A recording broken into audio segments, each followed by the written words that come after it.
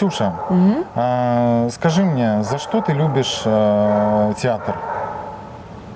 Очень размытый, конечно, вопрос.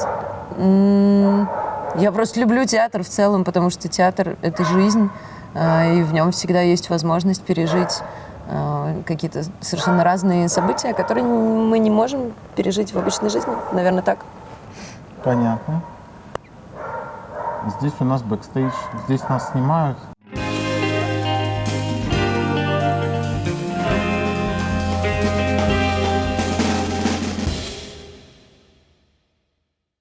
Привет! Вы на канале MetaVibes Art, и здесь мы говорим с интересными творческими людьми, с людьми, которые верят в свою мечту, которые занимаются тем, что они любят, или, по крайней мере, любят то, чем они занимаются. Сегодня у нас в гостях Ксения. Она учит людей быть живыми на сцене. Вот, Ксения, ты актриса, ты режиссер, ты сценарист, ты еще сотни других вещей, но как бы у тебя есть своя собственная студия. Скажи, ты уже реализовала свою мечту? Нет, наверное, это просто в принципе невозможно. Мечта на это мечта, чтобы всегда оставаться, да, где-то за горизонтом. А о чем ты мечтаешь сейчас? Прямо в самое ближайшее время я мечтаю выпустить вот наш детский новогодний спектакль. А о чем спектакль? О том, как важно быть услышанным, о том, как важно в принципе уметь говорить, а не держать это в себе, уметь поделиться, найти, наверное, людей, которые готовы тебя выслушать, и также поддержать. Мы забыли сказать, что мы в Тбилиси. Да, мы в Тбилиси. Я не только режиссер, и сценарист, и актриса, я еще и основатель театральной студии Free Stage. Ксюша, основатель театральной студии Free Stage, режиссер, сценарист, актриса и человек, который вдохновляет огромное количество людей. Как она со мной это сделала, очень невероятно. Скажи, я сильно изменился за последние пару месяцев, что ты меня знаешь? Я думаю, что 20% на 20 у нас есть, да, сдвиг пока что. Но еще мало времени прошло. Еще 5 раз по 100. Да, ты еще просто ни разу не плакал на репетициях, подожди.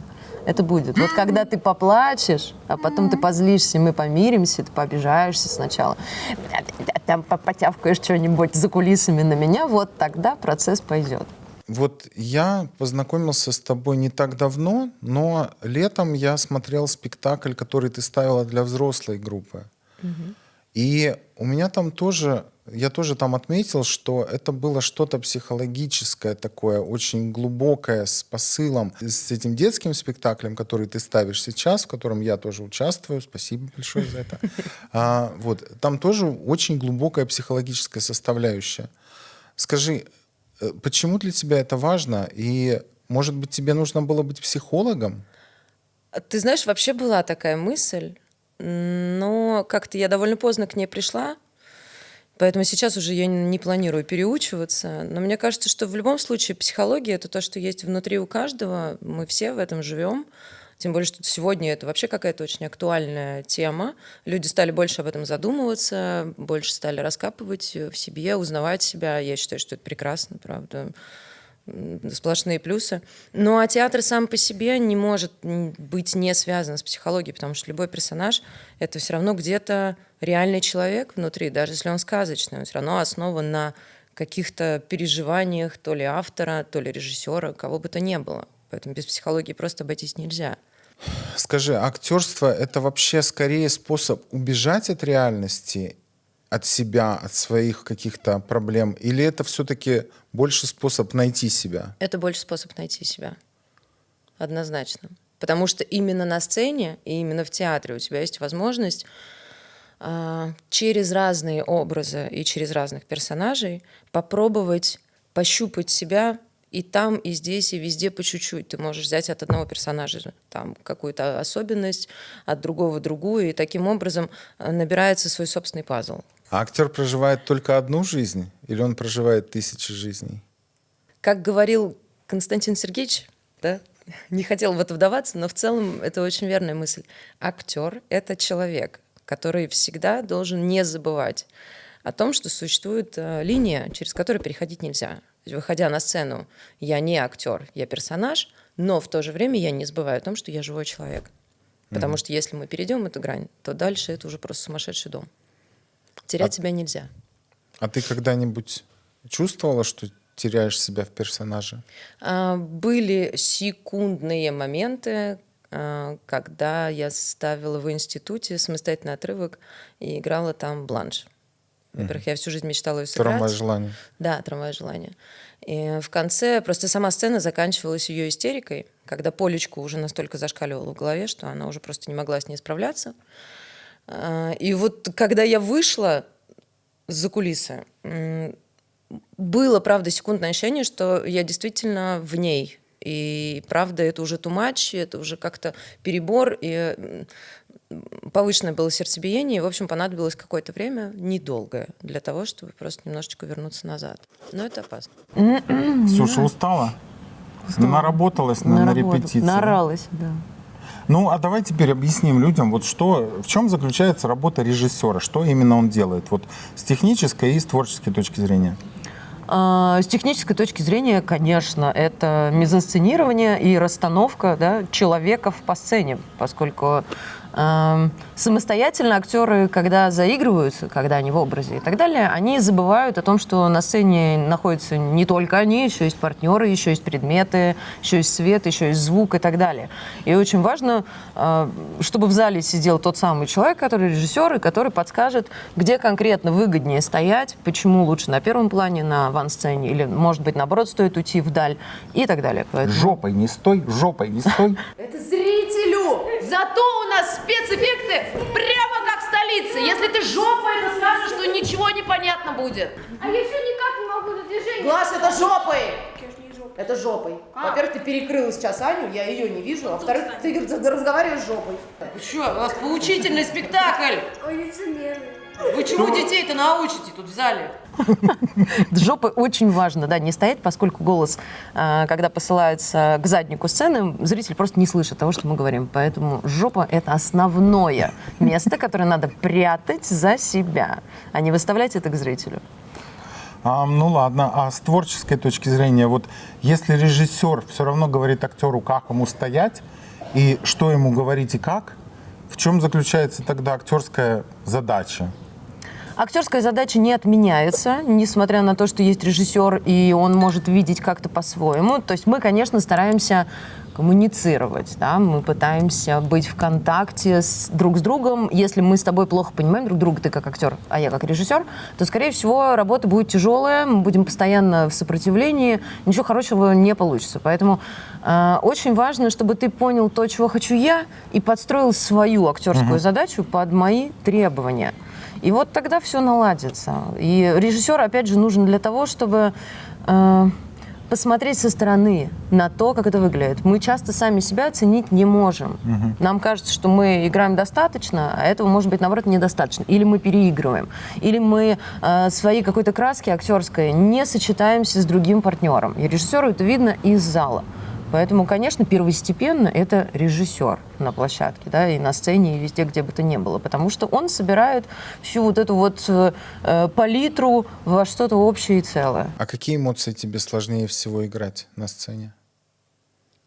Сложнее всего искренний смех, искренняя радость. Мне кажется, это как раз то, что вообще человеку современному дается не так легко, как кажется. По-настоящему быть радостным, как ребенок, испытать вот этот внутренний восторг. Сыграть мы это можем, но пережить это довольно трудно. Есть роль, которую ты боишься сыграть, потому что это, в ней было бы слишком много тебя? Думаю, что да, есть. Важно, какая? А давай ты ее сыграешь. Сейчас? Нет, не сейчас. Вообще в целом? Но вот если ты сыграешь эту роль, тебе это поможет побороть страх? Это тебя улучшит? Это как-то изменит твою жизнь? Не могу сказать, что я на это уповаю, но ты знаешь, мне кажется, что вообще эта роль, она всегда была просто как мечта, да, как цель. Но сейчас уже мне кажется, что я ее немножечко переросла. Я уже чуть глубже, чем та героиня, которую я когда-то хотела сыграть. То есть ты уже стала героиней, которая Да, я уже мечтала быть. пережила ее состояние. И мне не надо ее играть. Это уже было. Когда люди аплодируют, что у тебя внутри? Ой, это кайф. Где это отзывается в теле? Это вот здесь, в этой области, конечно, в области груди. Это дыхание, которого не хватает. Это вот тот самый искренний восторг, который сложно сыграть. Когда мечта сбывается, у тебя внутри тишина или у тебя внутри музыка? У меня не сразу приходит осознание, что она сбылась. Это надо как будто бы пережить. И для начала вообще человеку свойственно не принимать свои собственные заслуги. Как-то мы не сразу это принимаем. Ну, я, во всяком случае, не знаю. Может быть, я чуть более закомплексованная. А ты уже научилась присваивать свои достижения? И я учусь. Пока Хорошо. еще не до конца, нет. Не получается. Не получается. Я слишком боюсь быть довольной своими собственными заслугами. Потому что ты боишься скатиться куда-то в высокомерие? Да, потому что... Нет, не высокомерие. Я боюсь, что тогда пропадет интерес, пропадет этот горизонт, к которому я стремлюсь. Потому что самоудовлетворение очень опасное чувство для искусства. А актер может выгореть? Может. И, Ой, что, очень легко. и что происходит тогда? Пустота. Отсутствие мотивации. А визуально это будет видно? Будет, конечно. Глаз не горит. Получается, что актерская профессия — это больше про мастерство или про ощущения? Это про мастерство ощущений. Потому что кроме тела и кроме самой физики, в первую очередь нужно, чтобы там внутри горело. Ты должен заражаться своим персонажем из раза в раз. Бывают спектакли, которые актеры играют десятилетиями. И они настолько уже заезжены, что если ты не будешь каждый раз выходить и находить для себя что-то интересное в этом персонаже, то это просто жутко уныло. Ты боишься такого? Да, я не люблю, честно говоря. Именно поэтому, мне кажется, все пьесы, которые мы играем в театральной нашей студии, они каждый раз новые. И я стараюсь писать их самостоятельно для того, чтобы не использовать уже устаревший материал или тот материал, который кто-то уже гениально до меня, конечно, поставил.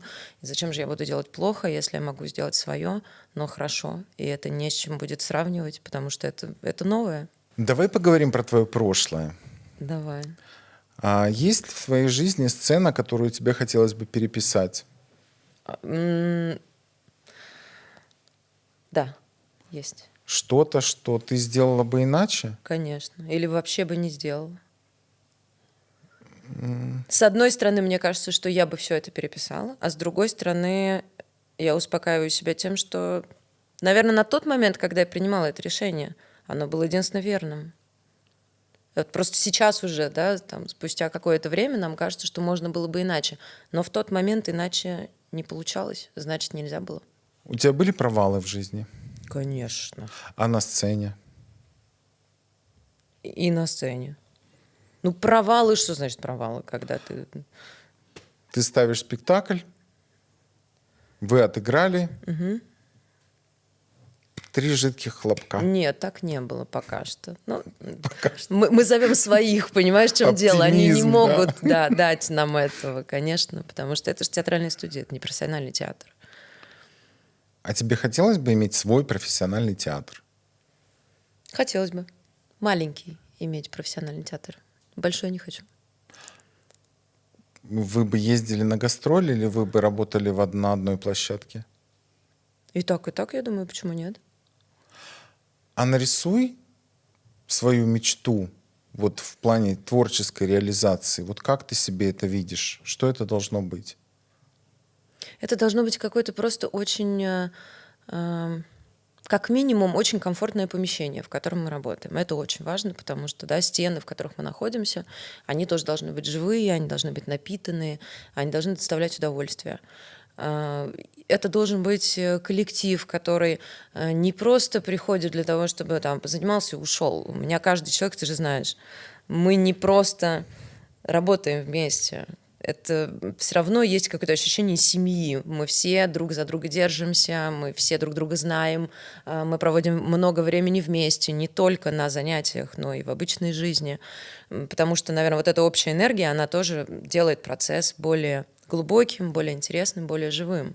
То есть мне неинтересно это, там, я не знаю, в формате какого-то огромного, да, коллектива, где я не знаю этих людей, они просто пришли, позанимались и ушли.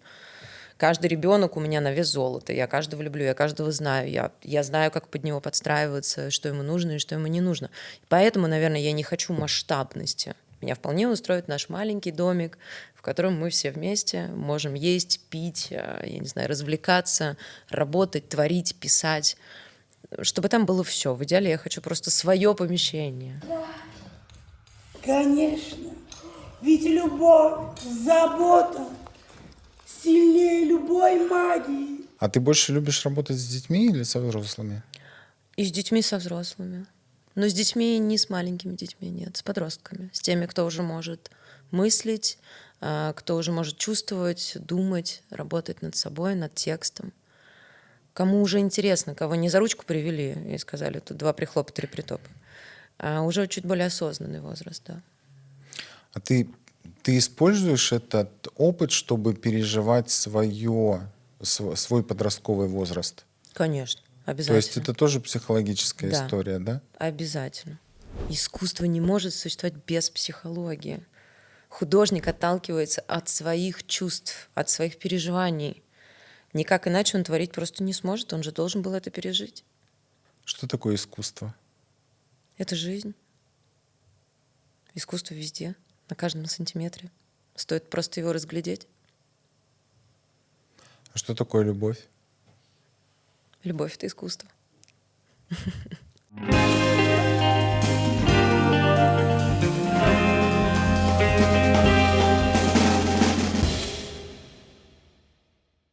Метавайбс — это про мета. Мета — это метамодерн. Метамодерн — это цитирование без отсылок, это отражение в отражении, наблюдение за наблюдателем.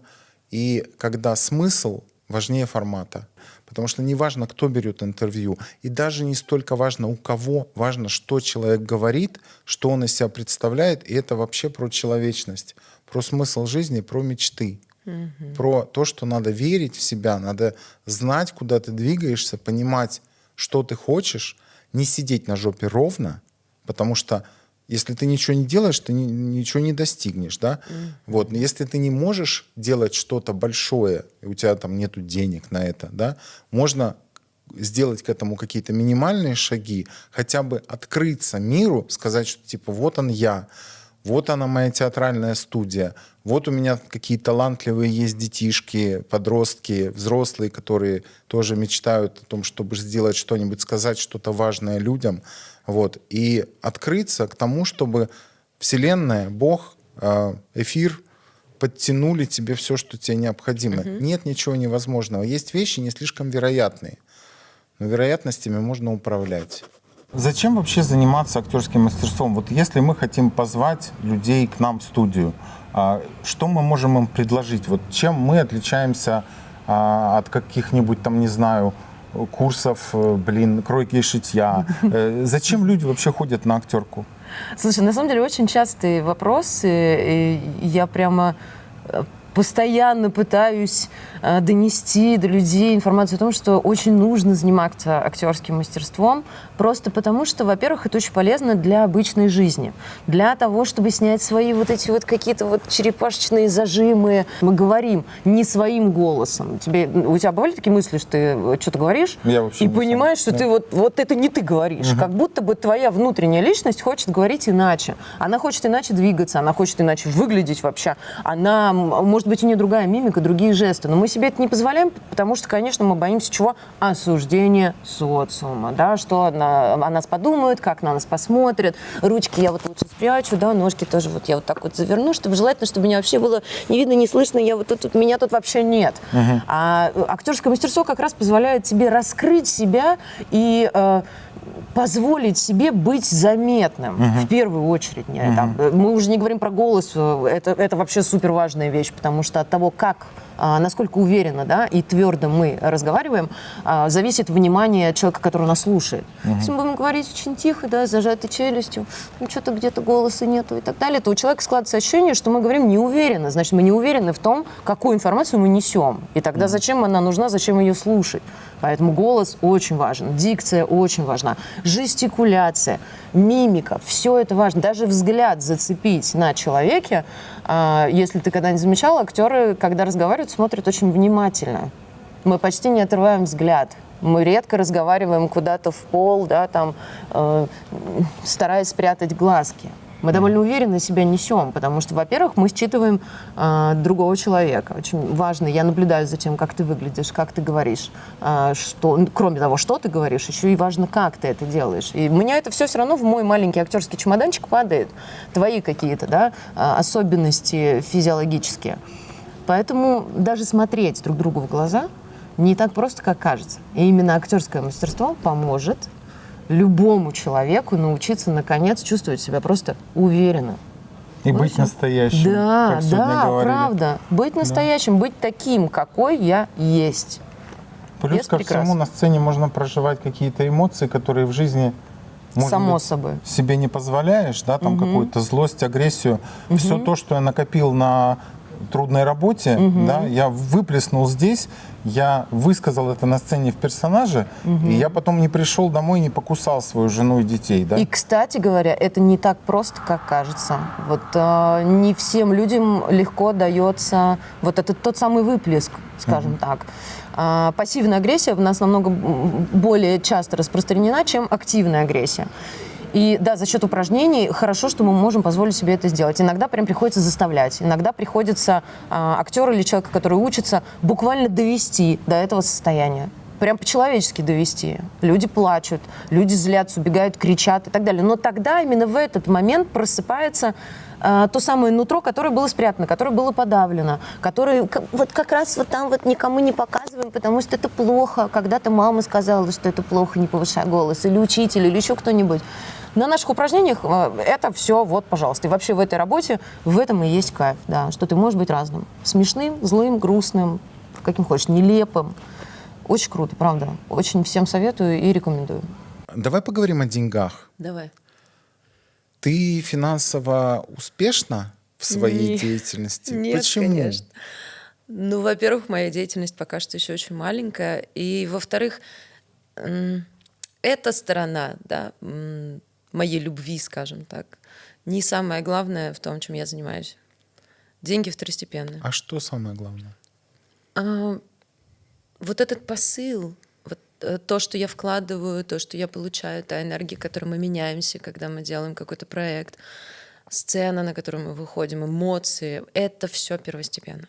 Это твоя валюта. Да, И с ней ты богата. да, абсолютно. Я вообще не думаю, что я человек, которому нужны какие-то невероятные деньги. Наверное, у меня их просто никогда не было, и я не знаю, что с ними делать. Я не умею с ними управляться, с большими какими-то деньгами. И никогда не испытывала потребности в этом. Мне не нужны яхты, самолеты, пароходы. Зачем они мне? Как это? Я вполне удовлетворяюсь какими-то маленькими вещами. Я даже не мечтаю о доме там, в 1000 квадратах. Я не понимаю, как люди живут в домах, в которых они не знают, сколько у них комнат. Я просто не понимаю, зачем мне это пространство. Я хочу свое маленькое, но которое я знаю в каждом миллиметре, где каждый, да, сантиметр наполнен чем-то очень важным для меня. И от этого я испытываю намного больше удовольствия, чем просто от чего-то помпезного. А можно быть богатым и счастливым? Не знаю. Наверное, надо спросить у богатых, счастливы они или нет. Думаю, что деньги хороши в каком-то, знаешь, достаточном количестве. Просто потому что, когда у тебя их очень много, и ты уже все получил, у тебя уже все есть, остается вопрос, а что доставляет тебе радость? Ты все еще способен получать радость от чего-либо? Или ты уже все попробовал, у тебя уже все есть? Мне кажется, это развращает. Это же как, да, эксперимент с мышами про Вселенную 25, где поселили мышей в клетку, все им дали, они ни в чем не нуждались, им ничего не надо было добывать, но в итоге чем это закончилось? Они сожрали начали друг друг друга? Конечно. Поэтому человеку не надо иметь много. Я думаю, что надо стремиться к достаточности. И очень важно вовремя остановиться и понять, что мне достаточно этого. Потому что иначе дальше я уже просто пожираю сам себя, потому что я не знаю, чего я хочу. А что если человек поймет, что достаточно — это не яхты и самолеты, а достаточно — это когда у тебя когда тебе не приходится смотреть на желтые ценники или подсчитывать копейки, выбирая что-то на ужин. И важная часть достаточности, когда ты богат не деньгами, а смыслами, Конечно. эмоциями. Обязательно. Но мне кажется, это вообще идеальный формат существования. Потому что таким образом человек никогда не перестает развивать себя, и в то же время у него есть возможность не думать постоянно о самых базовых вещах, например, о том, что он будет есть сегодня, да, и где он будет спать. Хорошо. А если сразу взять и решить, что все, что у меня есть, этого достаточно. Дай-ка я сфокусируюсь на смыслах. Дай я займусь тем, что я действительно люблю делать. Ты скорее любишь то, что делаешь, или делаешь то, что любишь? И то, и другое. Конечно. А как же? Прекрасно. Если бы я не любила, я бы не делала. А если бы я не делала, то мне нечего было бы любить. Конечно, оценят легкие мои. Что с руками? Конечно! Легенькая, ручки у нее зеленые. Конечно, оценят легкие мои. Вы умнички, я вас верю. А теперь проверьте свои костюмы. И через 2 часа зал наполнится гулом звенящих бокалов, взмахами роскошных вееров. Здесь посмотрела, перышки твои, это ж дети твои. Ты должна посмотреть, оценить, все на месте, ничего не выпало. Сюда немножечко переместишь вешалку, чтобы потом, когда Нино выйдет, она ей не мешала. Проверила, здесь проверила, тут тоже все проверила. Ля-ля-ля, пошла. Не стоим без дела. Я должна потом там оказаться, что... Пожалуйста, окажись, но ты мне дай какое-нибудь действие, кроме того, что я стою и обманываю. Окей. Продолжили. Весь район обесточен. Когда вернут, неизвестно. То есть концерт сорван? Все, к чему мы готовились, впустую? А вы подачу питания только проверили? У меня ж папа электрик. А давайте посмотрим, у вас же есть отвертка на электрик? Не сметь! Отставить! Жалкие попытки! Вы что, посмели усомниться в моей компетентности? Да я охраняю покой и... Сюда шел опять. Охраняю покой и стабильность этого храма уже многие столетия. Это метафора. А я уж так не думаю. Как-то страшновато. Вот дает. Дед совсем с катушек слетел. И все-таки что у него в этом чемодане? Если уже всего достаточно и сфокусироваться на том, что ты любишь, какой первый шаг? Вот ты, как ты открыла свою студию? Знаешь, не могу сказать, что это был прям такой очень мой самостоятельный шаг. Мне очень помогла мама именно внутренней поддержкой, потому что я долго сомневалась в себе. Мне казалось, что я педагог. Я же не педагог по образованию. Да, я мать, ну, то есть у меня есть ребенок, подросток, я знаю, как существовать с детьми, как с ними взаимодействовать. Но то, что я могу преподавать, как-то очень трудно мне давалось. Мне казалось, что кто я такая, чтобы давать что-то людям, что педагог — это что-то очень громкое. И надо как ты иметь. победила это сомнение? Просто мама сказала, что ты что, дура, что ли, правда? Ну, ты же это знаешь, ты это любишь. Просто пойди и поделись тем, что ты умеешь. Не надо сразу ломиться куда-нибудь, я не знаю, там, в Оксфорд или еще куда-то. Не надо. Просто дай то, что есть у тебя. И первый твой шаг был успешным? Первый мой шаг вообще состоял из 3 маленьких детей, 6-летних, в крошечной студии в Аке, с которой мне тоже помогла там одна знакомая девочка. То есть это была какая-то постепенная история, да? Да, это была постепенная идея. И на самом деле развивалось все очень логично. Сначала было 3 детей и маленькая студия. Потом я решила, что с детьми маловато, потому что дети, они очень энергозатратные, особенно маленькие. Там надо скорее быть аниматором, чем давать им искусство, им это мало интересно. Потом появилась идея взять взрослых. И вот оттуда появилась моя любимая Анечка, пришла на занятия. Было всего 3 человека. Мы там потусовались втроем, нам стало тесно. И вот уже к концу первого полугодия я поняла, что надо срочно поменять помещение, потому что не хватает места для пластики, для беготни, для криков, для всего прочего. И тогда уже вот, да, мы пришли вот в это наше любимое здание, и все стало намного обширнее, намного серьезнее, и люди подтянулись, и там еще и сцена, и появились вот эти идеи со спектаклями. В общем, все это пошагово, и это все само собой. Ничего специально делать не надо, просто когда ты что-то любишь, оно действительно просто приходит.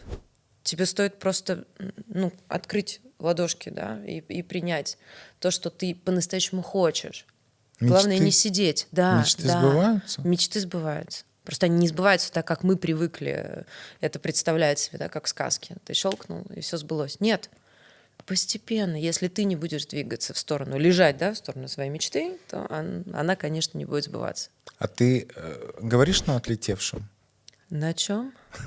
Это что-то зумерское? Do you speak отлетевший? Кажется, что нет. Не А знаю. мне кажется, что да. Мы с тобой как будто говорим на одном языке. Но это же прекрасно. Мечты, лежать в сторону своей мечты, делать первый шаг, делать микрошаги, Обязательно. Как без бороться этого? со страхами, с сомнениями, с негативными убеждениями. У тебя много негативных убеждений? Очень, очень. Я вообще человек, легко поддающийся депрессии, страхам и всему прочему. Тонкая такая душевная организация. А какой твой самый большой страх?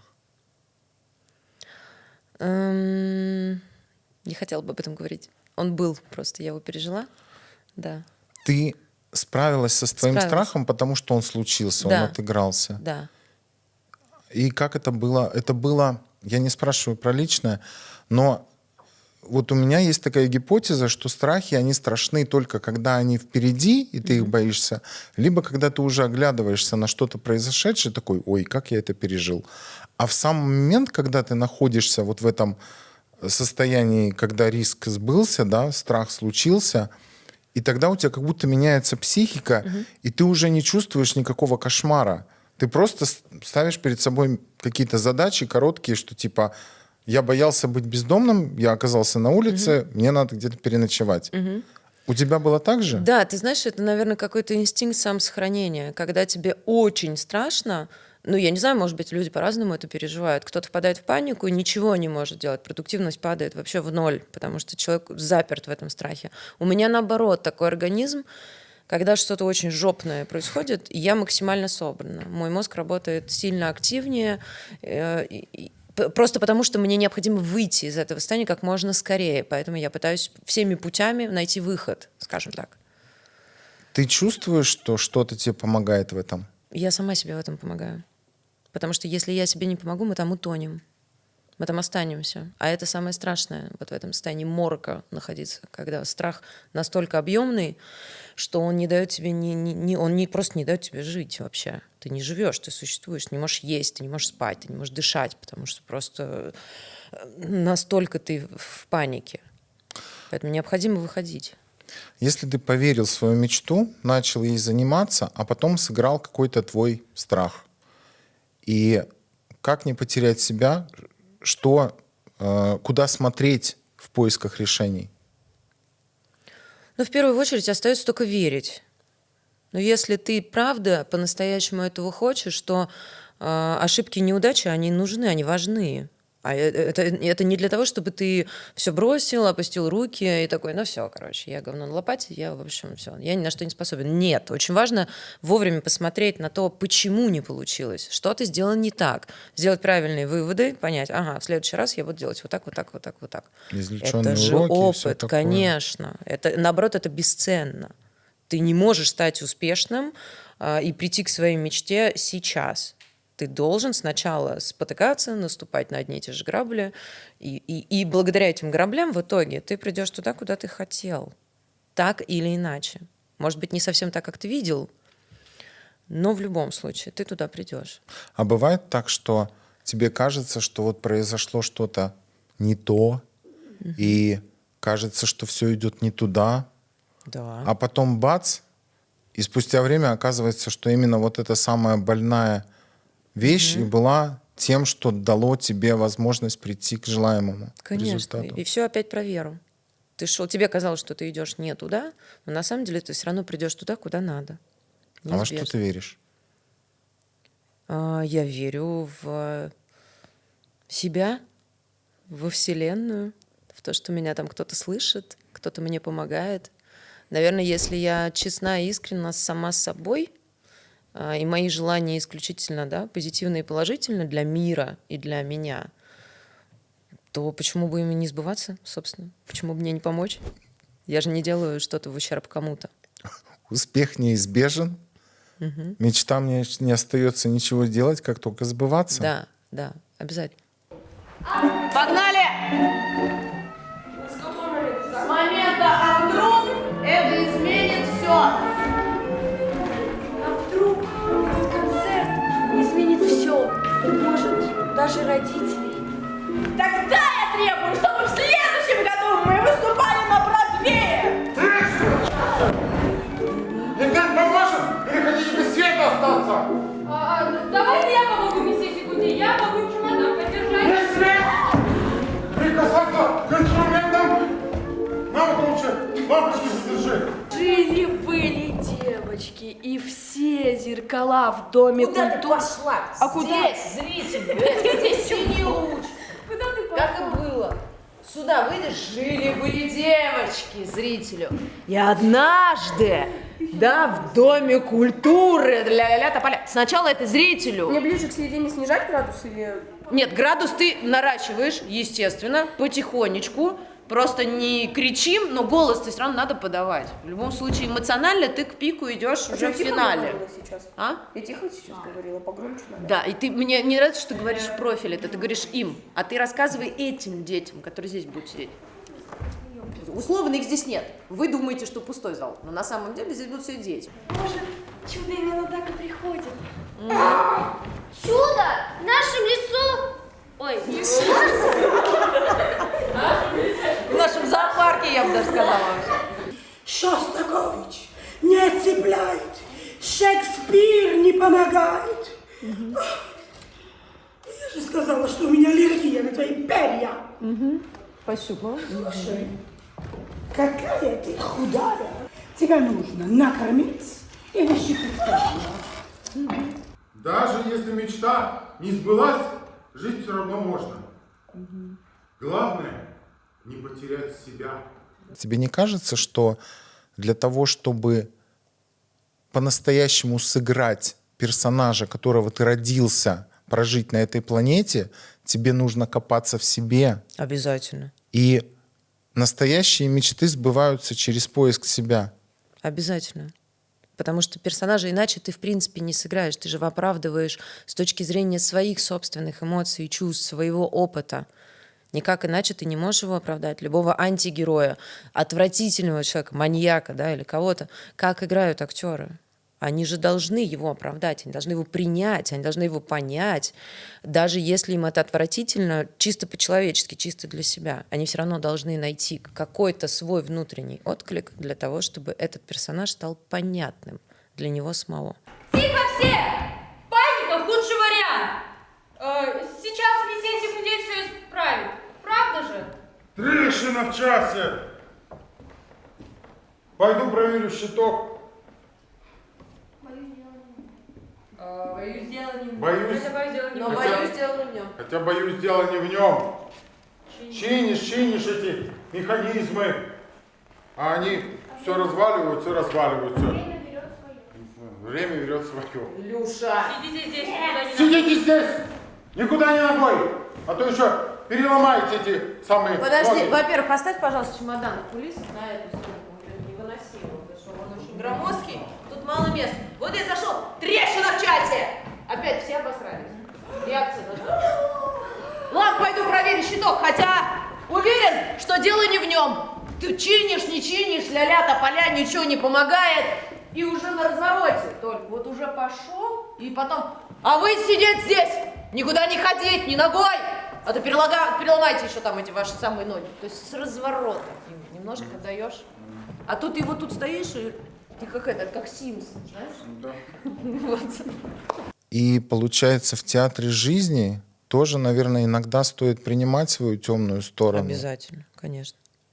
Для начала неплохо было бы вообще признать, что она есть, потому что многие люди думают, что это вот я хороший, все плохие, да, а я молодец.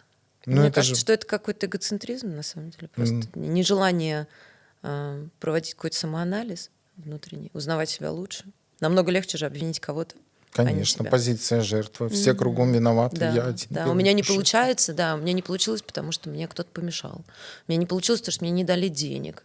У меня еще почему-то не получилось. Там вот кто-то родился, вот ему повезло, вот, а я вот не родился в богатой семье, поэтому я и делать ничего не буду, пойду сопьюсь. Дисциплина, ответственность, все вот эти страшные слова, это на самом деле самые сильные твои козыри.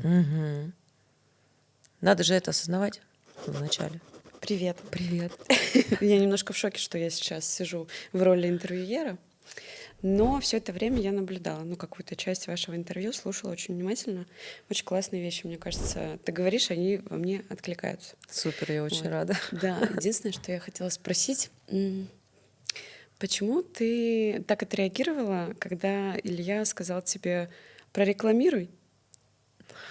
Знаешь, наверное, я просто не люблю рекламировать себя, то, что я делаю. Мне кажется, что для этого нужны какие-то другие люди. Рекламировать меня должен кто-то, кто меня знает, кто меня видит, кто знает, что я умею. Наверное, мне не хватает самоуверенности, самовлюбленности для того, чтобы сказать: ребята, короче, я вообще мега-режиссер, приходите, будет просто 100 пудов круто. Я не знаю, будет это круто или нет. Для кого-то будет круто, а для кого-то, возможно, нет.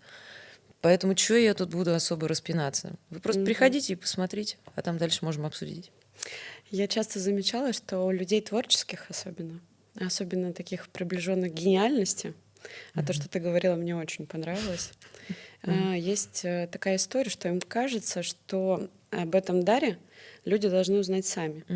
И таким образом мы могли наблюдать историю про то, что гениальные люди впоследствии, уже после своей смерти, становились известными, а в течение жизни были бедными, часто болели, очень плохо себя чувствовали, не позволяли себе проживать это счастье только потому, что не могли сами рассказать о том даре, который у них был. И еще знаешь, наверное, почему? Есть же такое выражение, что художник должен быть голодным. Это очень важно. Когда ты что-либо творишь в состоянии полного комфорта, изобилия и расслабленности, ничего не рождается в голове. Всегда рождается в момент, когда вот ты голоден физически, голоден, я не знаю, эмоционально, ты переживаешь какие-то плохие моменты, тяжелые, страдальческие, трагические, какие угодно, потому что именно эта копилка позволяет тебе творить. Это очень важное чувство. И еще и Станиславский говорил о том, что как только вы поймали себя на мысли о том, что я люблю себя в искусстве, а не искусство в себе, надо уходить вон из профессии. Поэтому, наверное, ни в коем случае я не люблю говорить, какая я крутая. Да, как ты думаешь, почему творческие люди, гениальные люди находят это страдание в непонятости или в нежелании о себе говорить? Ведь у нас достаточно разнообразный мир, страданий вполне достаточно и без того. Например, можно прожить какую-нибудь личную драму, что-нибудь еще, и вероятно, что ты ее проживала, судя по... Проживала, да. Да. И каждый из нас с этим сталкивался, и как будто этого достаточно. Почему именно это зерно? Что? Я не знаю, наверное, так устроен наш организм. Наверное, человеку постоянно надо что-то преодолевать. Потому что, опять же, в расслабленности. Понимаешь, когда нам хорошо, то мы пожираем себя в итоге. Мы ничего не хотим, нет мотивации. Да. Ты бы хотела, чтобы... Как ты видишь дальше свою школу? Какой масштаб? Что там? На самом деле я не могу сказать, что там какой-то есть масштаб. Хотелось бы, чтобы нас стало чуть больше, для того, чтобы можно было делать что-то более массовое, например. Но в целом я не заглядываю очень далеко. Я вот хочу сейчас этот спектакль пережить, потом у меня есть еще очень крутая идея в голове, которую я ей беременею, я ее ношу, я кусочками там что-то где-то записываю и так далее. И хочу к весне это родить. Поэтому ничего не буду про это говорить. Это не моя история, это история реального человека, который даже не знает о том, что спектакль вообще будет о нем. Но мне очень хочется, чтобы это было что-то очень крутое. Поэтому вот я пока вижу вот это и весна. Все. Дальше что там оно будет после лета, я понятия не имею. Да и не важно, до этого надо дожить. Я поняла. Как думаешь, что самое главное ты передаешь детям или взрослым в этом процессе театральном? Я думаю, что наверное, попытку быть искренними. Вот это, наверное, самое важное. Потому что все мы все время что-то врем. Мы все время пытаемся казаться тем, кем мы не являемся. Мы носим чужие какие-то маски, ухмылки, реакции и так далее. Да. Понимаешь, такие типа на нас наклеено, просто налипло оно все вот с самого детства. Ребенок рождается абсолютно чистым. Он не обременен ничем. Он еще не знает, что такое хорошо, что такое плохо. Он вообще ничего не знает. Он чистый и свободный. А потом начинаются вот эти вот какие-то установки туда-сюда. Мы смотрим на себя в зеркало, мы что-то там, нам что-то не нравится, и мы начинаем у другого человека забирать какие-то взгляды. Я за собой тоже это замечаю и всегда замечала. Я быстро перенимаю повадки. Даже жесты, даже походку, все вместе. И вот, наверное, мне больше всего хочется дать им возможность быть такими, какие они есть. Я обратила внимание, что где-то в начале интервью ты сказала, что, Илья, искренности научить нельзя. Но при этом ты точно в своей деятельности обучаешь людей быть искренними. Не обучаю, в том-то все и дело. Я же Но просто это даю ты им возможность создаешь пространство. Да, быть искренними. Да. Я не могу их научить этому. Я согласна, потому что это супер уникальная штука, но ты создаешь безопасное пространство с любовью для того, чтобы человек мог пройти в эту искренность. Совершенно верно. Да. Как ты считаешь, если бы как можно больше людей обратили на это внимание, вообще поняли, что это возможно, и как-то потренировались в этом? В общем, если бы в нашем мире было бы больше искренних, настоящих, аутентичных, избитое это слово, вот со своей сутью людей, к чему бы это привело? Мне кажется, мир бы стал намного интереснее. Конечно, безусловно. И не только, ты еще говорила о том, что если бы у тебя было 20 секунд, ты бы сказала: прекратите войну. Да. Как думаешь, если бы люди были искренними внутри, да, соединенными с собой, нужна была бы эта фраза по поводу «прекратите войну», или она бы сама по себе рассосалась? Я надеюсь, что рассосалась бы. Да. Но тут же, понимаешь, это же вопрос денежный. Война — это деньги. А деньги не имеют, мне кажется, отношения к искренности в целом. И пока миром правят деньги, мы не сможем быть искренними. А если бы деньги были бы у людей, которые делают свое любимое дело, делают это максимально искренне и создают пространство для других, чтобы они тоже могли в себе это раскрыть? Это было бы просто невероятно, но это какой-то сказочный мир, наверное. Тогда получается, что Что? было бы здорово отдавать этот дар, когда ты рекламируешь что-то, когда ты заявляешь уверенно. Ты же не обязана им обещать о том, что это будет какой-то невероятный там, спектакль и так далее. Это творческий процесс и все остальное. Но когда ты уверенно об этом говоришь, ты делаешь тот самый вклад в те смыслы, о которых ты говорила, что прекратите войну, я за искренность, я там могу создавать эти пространства и так далее. И для меня это, знаешь, как выглядит, как стоять двумя ногами. Одной ногой ты стоишь в своем нутре, в своем мотиве, в своей истине, а другой ногой тебе нужно четко понимать, каков материальный здесь мир. И если как можно больше людей, те, которые уже занимаются любимым делом, увидят эту связку и все-таки научатся вот этим неприятным земным штукам из серии прорекламировать себя, сказать что-то. Мне очень хочется донести до таких людей мысль о том, что важно не действие, а важен мотив этого действия. И если вы рекламируете, рассказываете о себе уверенно, классно, и у тебя полностью очищенный, классный твой мотив, а он таков, мы это видим из интервью, то это здорово, и это нужно брать и делать, потому что именно такие люди, стоящие двумя ногами, они меняют мир. Прямо здесь, сейчас, а не после смерти. Прямо здесь, сейчас мы можем много успеть. Вот это, понимаешь, то, что как раз было бы идеальной концепцией, наверное. Но творчество само по себе, искусство, настолько оно тонкое, и оно всегда какое-то немножечко прикрытое, да, чем-то, какой-то вот этой таинственной вуалью. Вот именно поэтому этот баланс очень сложно сохранить, потому что когда ты человек в искусстве, тебе сложно заниматься чем-то материальным, чем-то бытовым, чем-то обычным, да, и так далее. Поэтому мне кажется, что надо как раз объединять вот эти усилия, что есть люди, которым это дается легче, и есть те, кто творит. И вот если мы будем в одной команде, в одной лодке, вот тогда мы можем действительно сделать что-то крутое и кайфовое. Супер, тогда, значит, в ближайшее время у тебя появится какой-то нереально крутой пиарщик. Было бы вообще чудесно, который просто будет невероятно. классно рекламировать то, что ты делаешь. Да. Ты будешь заниматься тем, что организовываешь. У эти меня пространства. освободится сильно больше времени для того, чтобы что-то придумывать и что-то творить. Я хочу просто творить, и все. Да. А когда во мне просыпается вот эта мужская часть, да, которая отвечает за вот эту какую-то стабильность, за правильность и все остальное, теряется моя вот эта душевная часть. Мне бы не хотелось ее терять. Так что пиарщика мне давайте найдем, да. Да. А какой бы он должен был быть, какой он идеальный пиарщик? Как Это ты человек, думаешь? который точно любит то же, что и я, который Он точно так же кайфует, понимает. как ты от своего дела, он кайфует от того, Да. что он это продвигает. Да, он кайфует от того, что ему просто это нравится. Он не должен уметь так же, как и я. Он должен уметь то, что он умеет сам по себе, а я как раз не хочу это уметь. Поэтому это какой-то идеальный коннект. Надо дружить, конечно, с человеком. То есть это не просто сторонний какой-то персонаж, который просто пришел, сделал свою работу. Нет, он должен быть с нами, он должен тоже с нами Проникнуться тусить, да, тобой, ходить на проникнуться репетиции, смыслами. кайфовать, да, от сцены тоже, от всего вот этого. Мне кажется, где-то там. Да, здорово. Может быть, обратимся сейчас к нашим зрителям.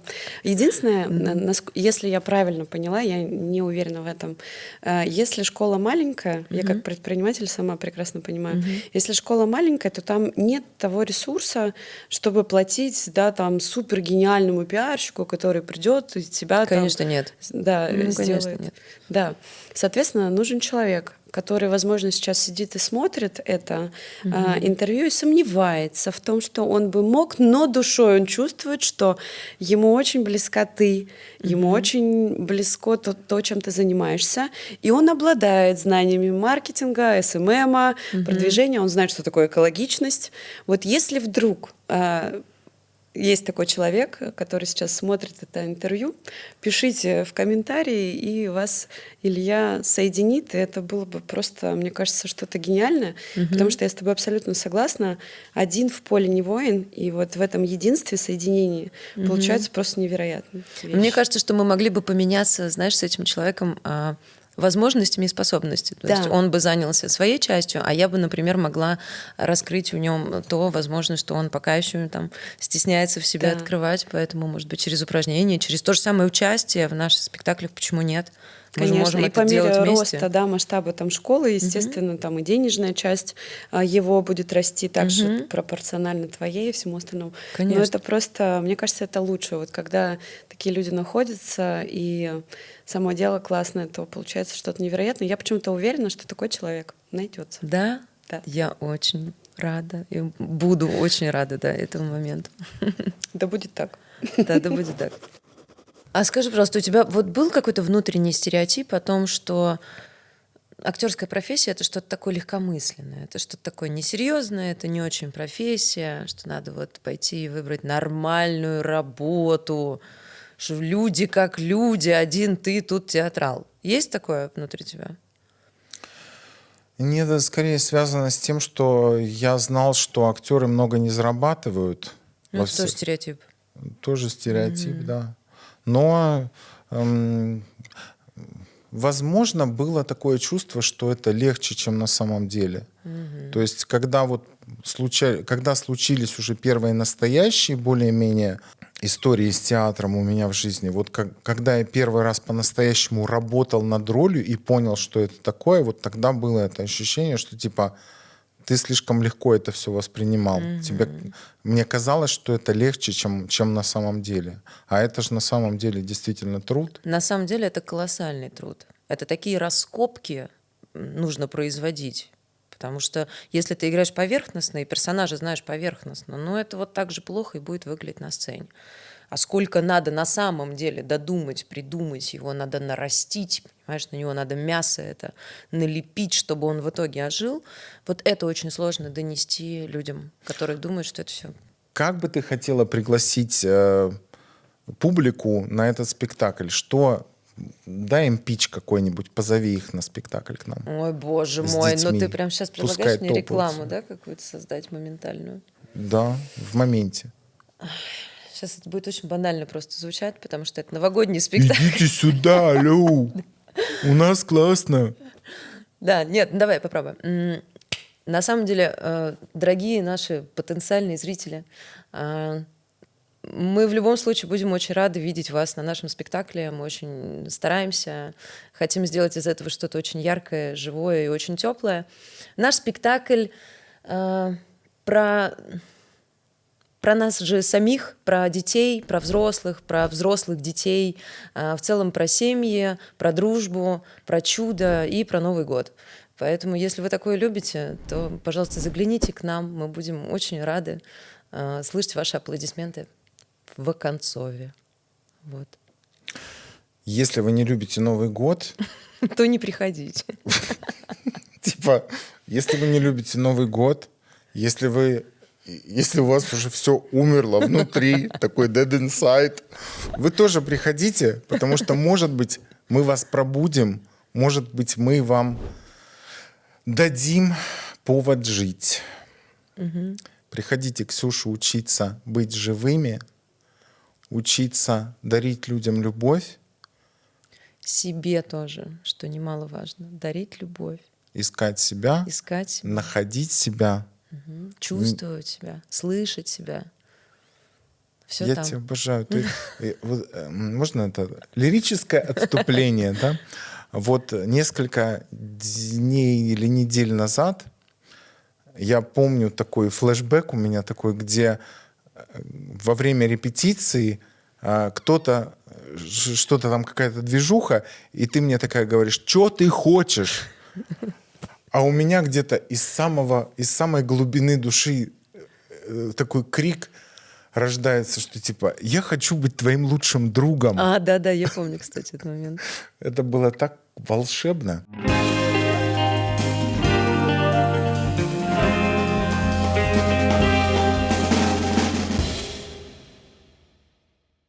Это ж Метавайбс, мы можем делать все, что угодно. Мы хлоп. Ой. Привет. Привет. А вот так? Привет. Привет. Как тебя зовут? Анна-Мария, а тебя? Ангелина. Очень приятно. Приятно. Как тебе стена? Ну, такое. Вернем на место? Да. А ты кто? А что происходит?